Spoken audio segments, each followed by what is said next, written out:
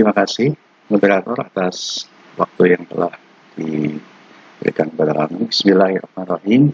Assalamualaikum warahmatullahi wabarakatuh. Pak Rektor, beserta jajaran, dekanat dan program studi di lingkungan Universitas Sultan Agung Tirtayasa, para kolega dosen, dan khususnya para narasumber yang semoga senantiasa mendapatkan rahmat dari Allah Subhanahu wa Ta'ala, serta hadirin sekalian yang berbahagia. Mari kita panjatkan puji syukur kepada Allah bahwa atas berkat rahmat dan hidayahnya, pada kesempatan hari ini kita bisa bertemu, berdiskusi dalam satu majelis ilmu yang semoga senantiasa mendapatkan rahmat dari Allah Subhanahu wa Ta'ala. Izinkan saya menyampaikan beberapa pokok pikiran yang terkait dengan tema webinar yang diangkat pada hari ini, yaitu tentang menjawab tantangan kelembagaan pemerintah dan sektor publik di tengah pandemi. Izinkan saya men-share materinya yang juga sudah bisa Anda download pada link yang telah disediakan.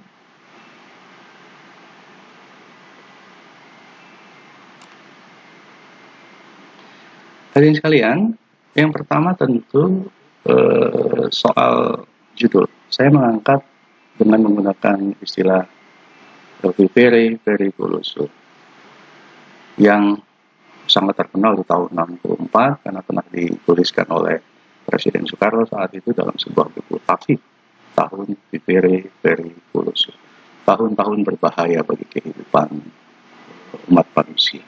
Demikian pula yang akan kita hadapi pada tahun ini hingga beberapa tahun yang akan datang. Kita akan menghadapi tahun-tahun bahaya, tidak hanya buat bangsa Indonesia, tapi juga buat umat manusia di seluruh dunia. Itu sebabnya terminologi ini tampaknya tepat untuk digunakan. Kenapa? Karena menggambarkan ancaman yang kita hadapi dalam beberapa tahun yang akan datang. Nah, karenanya saya ingin memulai presentasi saya ini dengan satu preposisi yang tentu juga sangat dikenal oleh Bapak dan Ibu hadirin sekalian. Tahun 40-an, Dwight Wilder pernah menulis bahwa those who study administration study values, and those who practice administration practice the allocation of values. Karenanya, segala permasalahan kehidupan umat manusia, segala permasalahan kehidupan berbangsa dan bernegara yang kita hadapi sekarang, pada dasarnya adalah tentang values, tentang bagaimana kita mampu merefleksikan, merumuskan, dan mengalokasikan nilai-nilai dalam kehidupan berbangsa dan bernegara sehingga kemaslahatan, efektivitas, efisiensi, akuntabilitas, dan lain-lain itu bisa kita wujudkan dalam kehidupan sehari-hari.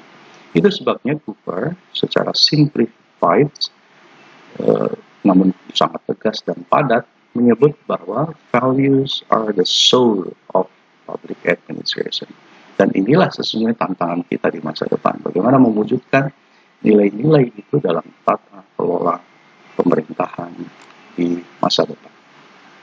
Itu sebabnya saya menyederhanakan pokok-pokok pikiran pada seminar ini menjadi 5 hal. Pertama, bagaimana kita melakukan pengendalian pandemi, yang kedua bagaimana pengendalian dampaknya, dan seiring dengan itu kita dihadapkan pada situasi untuk mempertahankan stabilitas politik dan keamanan yang memadai untuk bisa exit, survive, mengatasi segala persoalan tadi, sambil melakukan reformasi sektor publik yang supportive, yang compatible dengan kebutuhan dan tantangan zaman, serta beradaptasi dan mengantisipasi sejumlah tren global.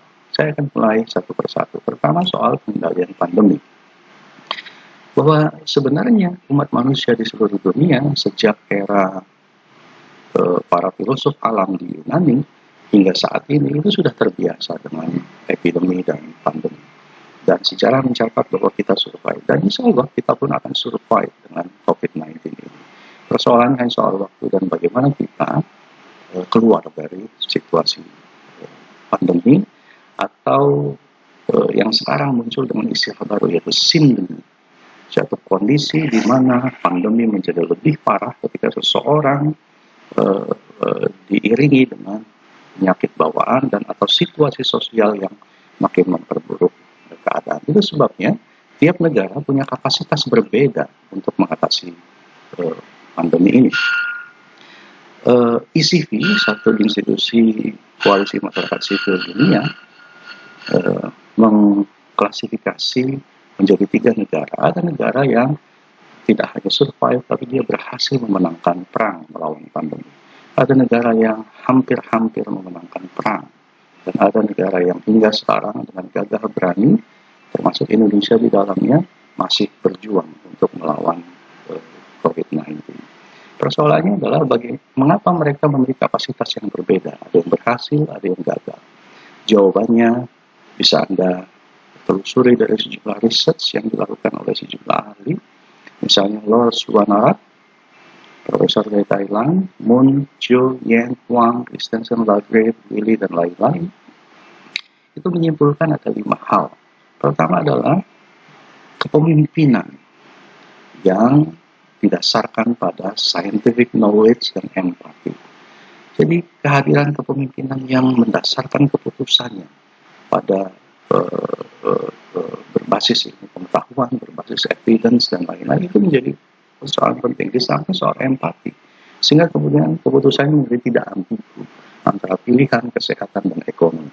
Ambiguitas, keraguan-raguan, ketidakjelasan inilah yang menyebabkan sejumlah negara gagal dalam mengatasi COVID-19 dan sejumlah negara dengan penuh keyakinan karena didasarkan pada pendekatan yang saintifik, dia berhasil melalui pandemi ini dengan sangat optimis. Yang kedua adalah cooperative community culture. Bagaimana mengembangkan kerjasama? Karena kerjasama inilah yang menjadi dasar dari partisipasi publik yang luas, yang sangat dibutuhkan dalam rangka mengatasi COVID-19. Yang ketiga adalah kebijakan publik yang seimbang antara pilihan mempertahankan kepentingan ekonomi dengan kepentingan menyelamatkan nyawa jutaan rakyatnya. Dan keempat adalah participatory governance, tata kelola pemerintahan yang melibatkan seluas-luasnya partisipasi publik, dan yang kelima adalah transformasi digital. Nah, tanpa kelima ini, hampir-hampir negara-negara yang disebut sebagai needs action untuk usaha lebih keras mengatasi COVID-19 ini, itu memiliki ciri ketiadaan kelima hal ini secara komprehensif. Itu sebabnya dibandingkan dengan Indonesia, saya kutip dari risetnya Nurdin dan sejumlah riset yang dilakukan LIPI, bahwa ada 5 hal yang menyebabkan kita masuk pada kelompok garis merah ini. Yang pertama adalah koordinasi yang lemah antara pusat dan daerah.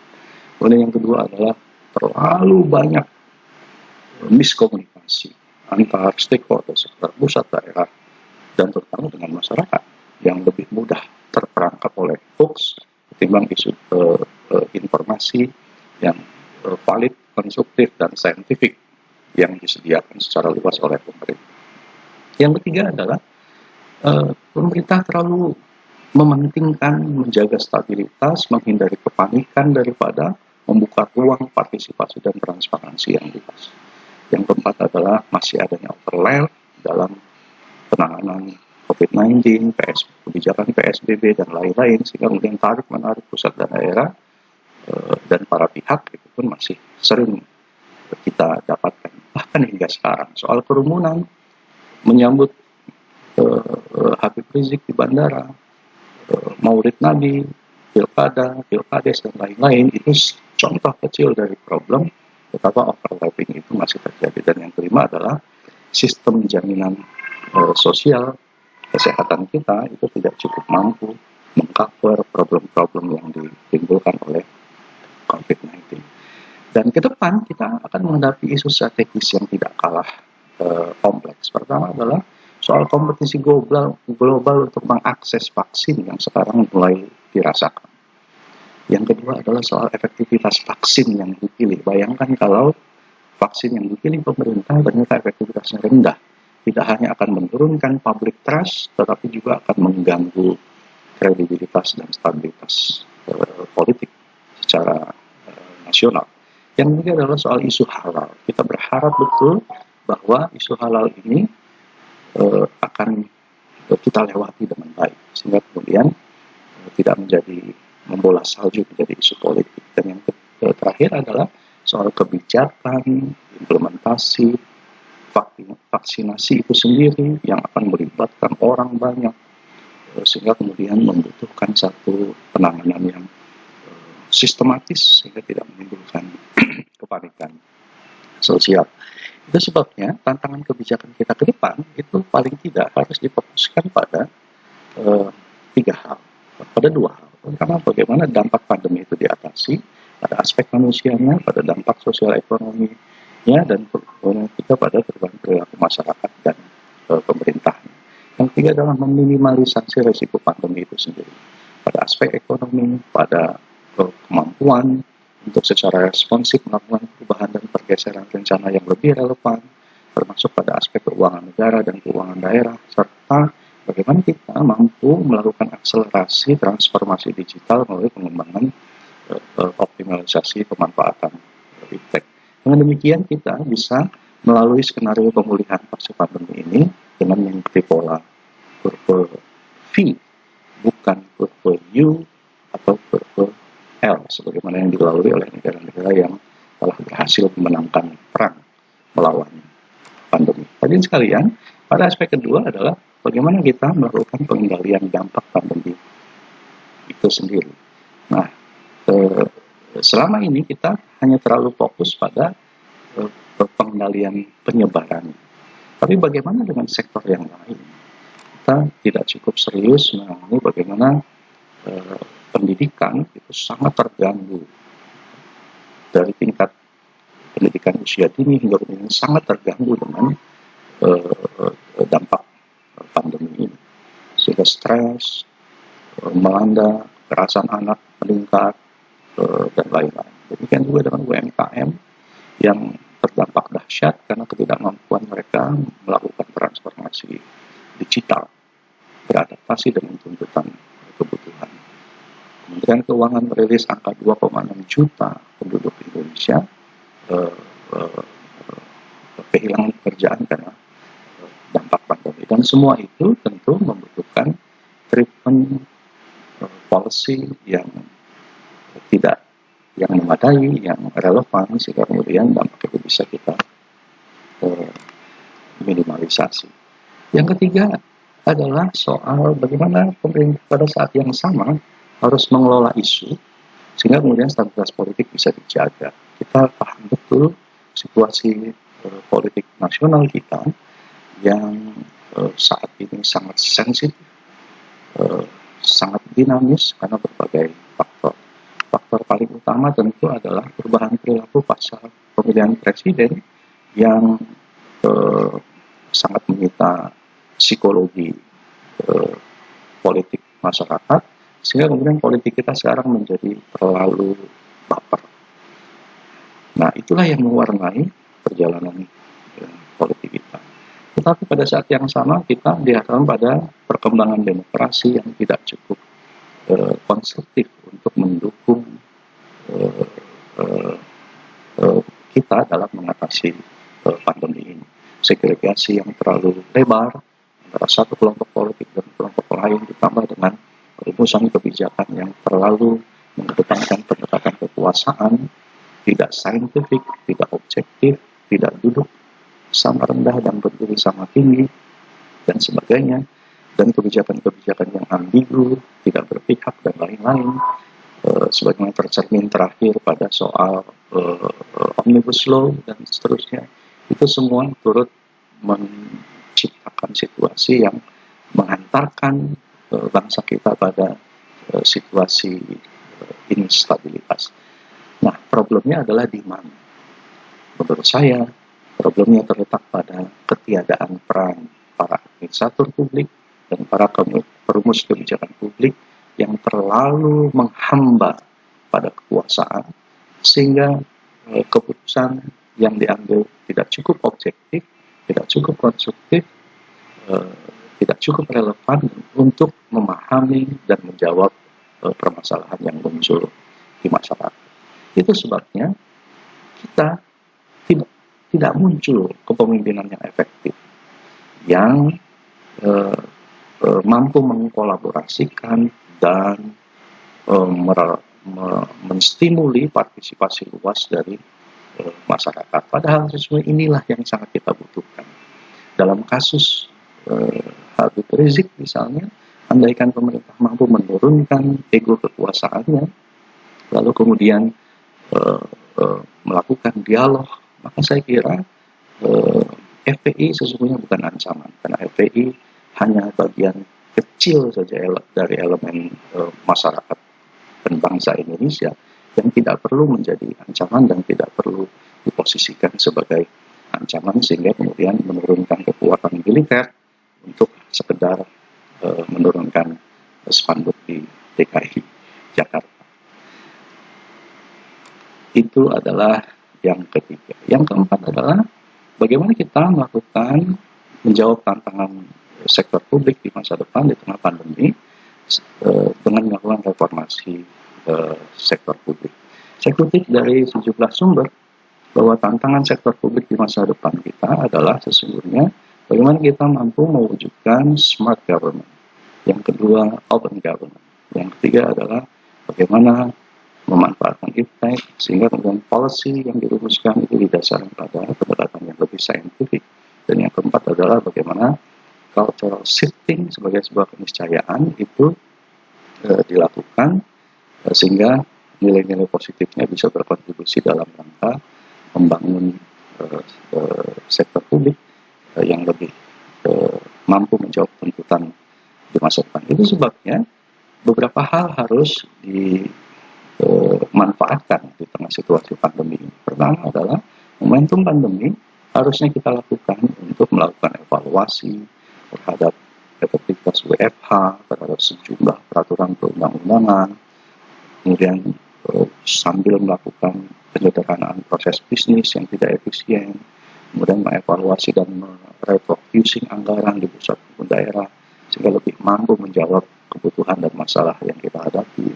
Yang berikutnya adalah sekaligus kita melakukan penataan eselonoring dan jabatan fungsional dan penataan kelembagaan yang lebih tepat ukuran, tepat fungsi, sehingga kemudian bisa menjawab tantangan masa kini dan juga masa depan. Nah, hal-hal ini menjadi satu keniscayaan. Mengapa? Karena sejumlah riset, sejumlah studi membuktikan bahwa hanya organisasi publik yang memiliki adaptabilitas dan agilitas yang tinggi yang mampu menjawab tantangan di masa depan. Ya, apa kata kuncinya? Agostino pada studinya di Italia itu merumuskan bahwa transformasi digital adalah kunci. Ya, tanpa itu maka tantangan sektor publik di masa depan tidak akan mampu kita jawab dengan baik. Yang kedua adalah bagaimana transparansi informasi, partisipasi publik, dan organisasi yang lebih agile, adaptif itu merupakan kata kunci keberhasilan Korea Selatan memenangkan perang melawan COVID-19. Demikian juga dengan studi Tian dan Huang di Taiwan yang membuktikan bahwa sinergitas negara dan masyarakat, public trust yang tinggi, transparansi dan kolaborasi itu menjadi faktor yang sangat menentukan keberhasilan Taiwan mengatasi pandemi.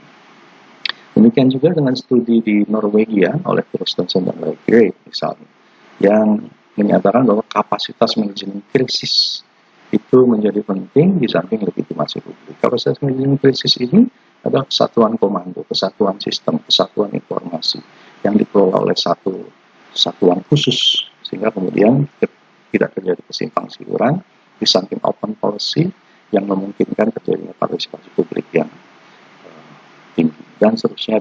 Jadi tanpa adanya adaptabilitas dan agilitas yang tinggi, mustahil kemudian tantangan dan masalah yang kita hadapi dalam menghadapi pandemi ini bisa kita atasi dengan baik.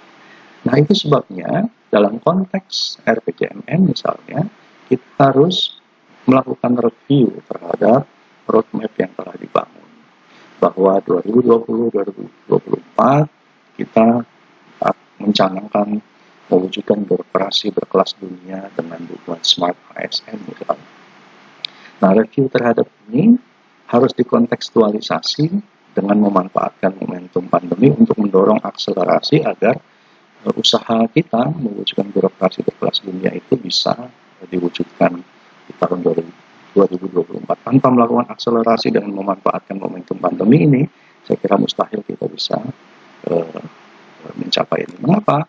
Karena memang wajah birokrasi kita belum banyak berubah. Kita masih dihadapkan pada situasi patologi birokrasi yang sangat akut, sehingga usaha untuk memperbaiki ini harus dilakukan secara sungguh-sungguh. Yang terakhir adalah soal bagaimana adaptasi dan antisipasi kita dilakukan secara sistemik, sehingga kemudian kepentingan bangsa itu bisa lebih dikedepankan daripada kepentingan yang lain. Saya kutip dari narasi RPJMN, kita menggunakan Global Megatrends 2045 untuk merancang RPJMN kita. Dan tentu kondisi ini meski banyak hal telah berubah karena situasi pandemi, dan karenanya harus dilakukan rasionalisasi dan kontekstualisasi, sehingga kemudian target-target capaian yang dicanangkan di tahun 2024 hingga 2045 tadi itu bisa disesuaikan dengan tantangan dan kebutuhan. Bahwa tren ini memang masih relevan, tetapi harus dengan sejumlah kontekstualisasi. Usaha kita untuk keluar dari middle threat income dan masuk menjadi negara-negara dengan penghasilan tinggi itu masih relevan meski harus dengan sejumlah penyesuaian. Atas penyesuaian itulah yang harus kita adaptasikan pada aspek bagaimana perkembangan demografi global, urbanisasi, Indonesia yang punya peran penting sebagai new emerging economies dan lain-lain, sehingga kemudian kepentingan bangsa itu bisa kita ke depan. Kita paling tidak harus belajar pada beberapa hal, beberapa pengalaman. Pertama adalah bagaimana pengalaman kita di tahun 60-an ketika berdaya pada poros Jakarta-Peking yang kemudian menjadikan kita sebagai musuh bagi negara-negara maju. Lepas itu kita berangkulan dengan negara-negara barat, tapi kemudian kita terbelit oleh skenario hutang lewat mekanisme CGI, IGGI, dan terakhir dengan IMF pada tahun 98. Kita harus ingat pula ketika kita terperosok pada arus demokratisasi yang kemudian melahirkan gerakan reformasi yang agendanya meliberalisasi kehidupan politik, ekonomi, hukum, sosial, budaya, dan lain-lain, yang kemudian melahirkan sejumlah perundang-undangan yang sekarang muncul sebagai sejumlah persoalan. Kita juga terperangkap dengan skenario kapitalisme global, sehingga kemudian kita nggak mudah sekarang untuk keluar, melepaskan diri dari cengkeraman perusahaan-perusahaan asing yang menguasai sejumlah sumber daya alam strategis di Indonesia. Dan kita pun harus ingat ketika kita terjebak pada skenario globalisasi dan pasar bebas yang kemudian menjadikan produk lokal kita sekarang justru menjadi tamu di negerinya sendiri. Nah, atas pengalaman itu maka kontekstualisasi dalam beradaptasi dengan tren global menjadi satu keniscayaan, dan peran administrasi publik, peran sektor publik, peran kebijakan publik untuk merumuskan kebijakan yang relevan dengan kebutuhan dan nilai-nilai dalam kehidupan berbangsa dan bernegara kita itu menjadi satu keniscayaan di masa depan. Itu poin-poin penting yang dapat saya sampaikan, dan tentu ini adalah hanya bagian dari pemantik diskusi, dan semoga pemantik diskusi ini bisa menstimuli kebebasan, keleluasaan pikiran kita untuk mempertanyakan segala hal, sehingga kemudian dari pertanyaan itu kita secara kritis mampu merumuskan jawabannya, lalu kemudian merekomendasikannya kepada kita semua untuk mendorong perubahan dan merumuskan jawaban yang sesuai dengan tantangan dan kebutuhan yang kita hadapi sekarang. Mohon maaf bila ada kekurangan. Bila taufiq wal hidayah. Assalamualaikum warahmatullahi wabarakatuh.